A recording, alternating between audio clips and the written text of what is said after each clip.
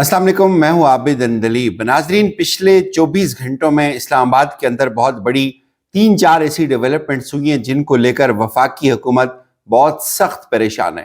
वफाकी हुकूमत के बस में अब शायद सिर्फ यही बचा है कि वो मिन्नतें करें, वो पाकिस्तान तहरीक इंसाफ के पाँव पड़ें जाकर कि प्लीज़ आप मुज़ाकरात के इस आखिरी सेशन को ज्वाइन करें, आप इसका बायकाट ना करें, क्योंकि इस वक्त पाकिस्तान तहरीक इंसाफ मुज़ाकरात का बायकाट कर चुकी है।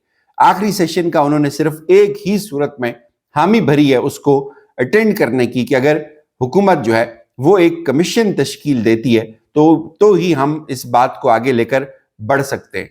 क्या कुछ चल रहा है, वफाकी हुकूमत क्यों बहुत परेशान है, बल्कि हर दिन उनकी परेशानी बढ़ती जा रही है। ये तमाम डिटेल आपके सामने रखेंगे। 3-4 ऐसी चीज़ें हैं जो वाकई ही हुकूमत के लिए बहुत परेशान कुन है।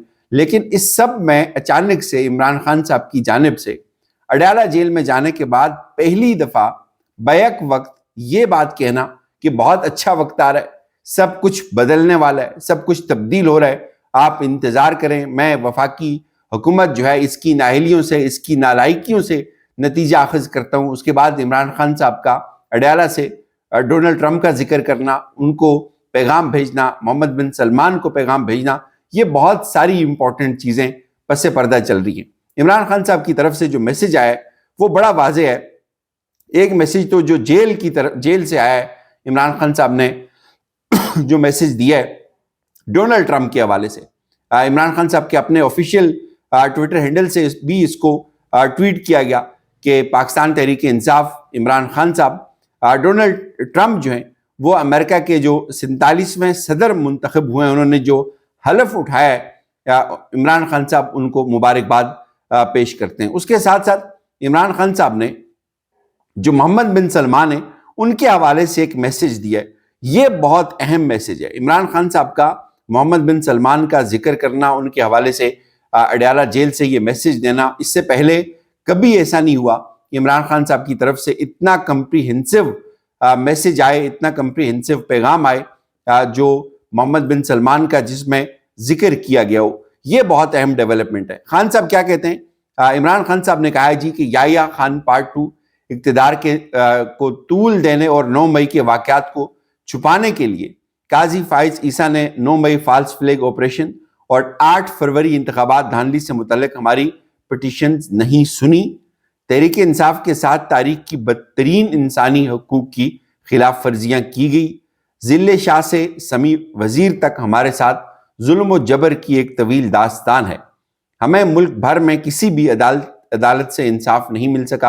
अदालतें मफलूज हैं। आज भी उनको यही खौफ है कि कोई जज मेरिट पर हमारी इंसानी हकूक़ की खिलाफ वर्जियों की दरखास्तें ना सुन ले। मैं सऊदी अरब के वली अहद शहजादा मोहम्मद बिन सलमान का इंतहाई मशकूर हूँ कि उन्होंने मेरी अपील पर 7200 के करीब गरीब और मुस्तहिक पाकिस्तानियों को सऊदी अरब की जेलों से रिहा किया।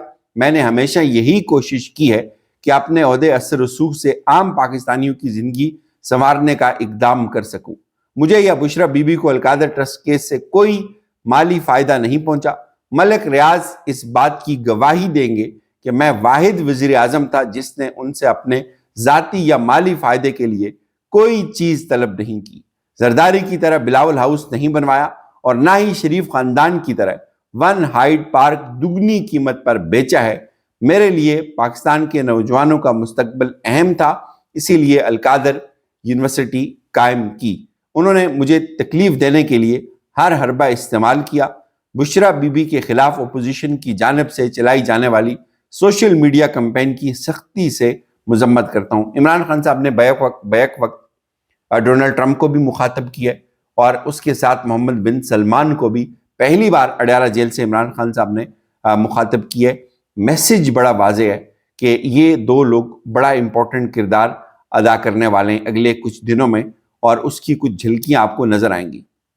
बहुत सारे लोग ये सोच रहे हैं इस्लामाबाद के अंदर कि अगर आज पाकिस्तान तहरीक इंसाफ मुज़ाकरात से बाहर निकल गई तो बहुत बड़ी गड़बड़ हो जाएगी, हालात ख़राब हो जाएंगे। इस वक्त वफाकी हुकूमत को पसीना आ रहा है कि तहरीक इंसाफ मुज़ाकरात का बायकाट ना करे। कहा क्या किया जा रहा है जी? कहा जा रहा है कि जो 1-2 दिन में, राना सनाउल्लाह का बयान भी मैं आपके सामने रखूंगा, ایاز صادق کا بیان میں آپ کے سامنے رکھوں گا۔ رانا ثناء اللہ صاحب کہتے ہیں کہ 1-2 دن میں پاکستان تحریک انصاف کے جو مطالبات ہیں ان کا جواب دیں گے، اس پر غور کریں، ہمارے ساتھ بیٹھ کر بات کریں، مذاکرات میں حکم نامہ نہیں ہوتا، ٹیبل پر نہیں آئیں گے تو دوسرا رستہ کہاں سے نکلے گا؟ ہم مطالبات کا جواب دینا چاہتے ہیں اور آپ جواب لینے کو تیار نہیں ہیں۔ رانا ثناء اللہ صاحب یہ کہتے ہیں۔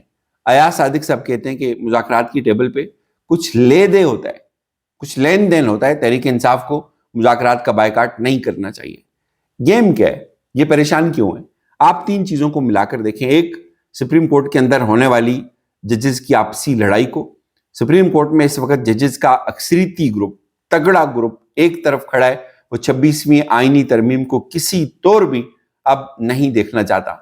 وہ تمام ججز جو انڈیپینڈنٹ ہیں وہ اس آئینی ترمیم کے خلاف ہیں اور وہ مناسب موقع دیکھ رہے ہیں، مناسب وقت دیکھ رہے ہیں۔ آپ کو بہت جلد نظر آئے گا، اگلے کچھ دنوں میں آپ کو چیزیں بہت تیزی سے تبدیل ہوتی ہوئی نظر آئیں گی۔ ایک وہ چیز بڑی واضح ہے، وکلا کا ان کے پیچھے کھڑا ہونا بڑا واضح ہے۔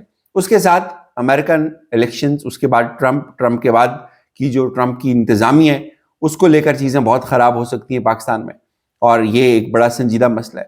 پاکستان کے اپنے جو معاملات ہیں وہ نہیں چل رہے، وفاقی حکومت کے اندر بیٹھے ہوئے لوگ خود پریشان ہیں کہ یہ ملک ہم سے نہیں چل رہا، یہ حکومت ہم سے نہیں چل رہی، حالات ٹھیک ہونے کا نام نہیں لے رہے۔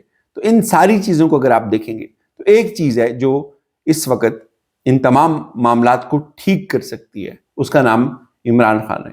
وفاقی حکومت یہ سوچتی ہے کہ اگر تحریک انصاف اس وقت مذاکرات کی ٹیبل سے اٹھ گئی یا انہوں نے بائیکاٹ کر لیا تو چونکہ ان کی بات چیت کہیں اور بھی ہو رہی ہے، یہ حکومت کے اندر بیٹھے ہوئے تمام بڑے لوگ مانتے ہیں کہ پاکستان تحریک انصاف کی بات کسی اور لیول پہ چل رہی ہے۔ ایک خوف ان کو یہ ہے کہ اگر ان کی بات وہاں پہ کامیاب ہو گئی تو ہم بالکل زیرو ہو جائیں گے، کل ہم کسی کو یہ کہنے کے قابل ہی نہیں رہیں گے کہ ہم نے حکومت کی اور انہوں نے معاملات کسی اور جگہ پہ طے کر لیے۔ کوئی سیاسی بیانیہ نہیں بنے گا مسلم لیگ نواز کے پاس۔ مسلم لیگ نواز اس وقت مذاکرات میں صرف اس لیے ان کو بھی پتا ہے کہ وہ کچھ دینے کی پوزیشن میں نہیں ہے، وہ صرف اس لیے کہ کل ہم اپنا سیاسی قد کاٹ بیچ سکیں، ہم اپنے آپ کو مارکیٹ کر سکیں کہ دیکھیں ہم نے عمران خان کو ڈیل آفر کی تھی، ورنہ ان کے پاس اپنا کوئی منصوبہ نہیں ہے۔ دوسری طرف ان کو یہ خوف ہے کہ اگر اچانک امریکہ سے کوئی کال آ گئی، کوئی ٹویٹ آ گیا اور یہاں پہ پالیسی چینج ہوتے ہوئے 1 دن نہیں لگے گا، گھنٹے نہیں لگیں گے، گھنٹوں میں سب کچھ اوپر نیچے ہو جائے گا۔ ان کو یہ خوف بھی ہے کہ اگر وہاں سے کچھ ہو گیا تو پھر ہم کہاں جائیں گے۔ اس وقت سب سے زیادہ مشکل وقت وفاقی حکومت کا ہے، اور مجھے یہ لگتا ہے کہ آپ دیکھیں گے جب تحریک انصاف بائیکاٹ کرے گی اس کا، اور بائیکاٹ بھی ویسے نہیں کرے گی، پیچھے کچھ اور ہوگا، بائیکاٹ ہوگا، تو یہ وفاقی حکومت منتوں پہ آ جائے گی، یہ منتیں کریں گے ان کی کہ یار پلیز آپ اس سے آؤٹ نہ ہو۔ ایک ٹویٹ سامنے آیا ہے ڈاکٹر کیسر بنگالی صاحب کا، وہ بھی آپ سن لیں کہ بڑی خوفناک پیش رفت ہے، غیر ملکی بینکوں سے $1 ارب کے نئے قرضے کا حصول افسوسناک ہے۔ غیر ملکی امداد پر زندہ رہنے کی ریاست کی لت اسے ہمارے توانائی اور کانکنی کے شعبے کو غیر ملکی مفادات کے حوالے کرنے پر مجبور کر رہی ہے۔ پاکستان اپنے آپ کو ایک پلیٹ پر آباد ہونے کی کوشش کر رہا ہے، یعنی اس وقت صورتحال یہ ہے کہ ہمارے پاس اپنے جو ملازمین سرکاری ان کو سیلری دینے کے پیسے نہیں ہیں، اور ان کی باتیں آپ سن لیں، یہ بڑی بڑی باتیں۔ اجازت دیجیے، اپنا خیال رکھیے گا۔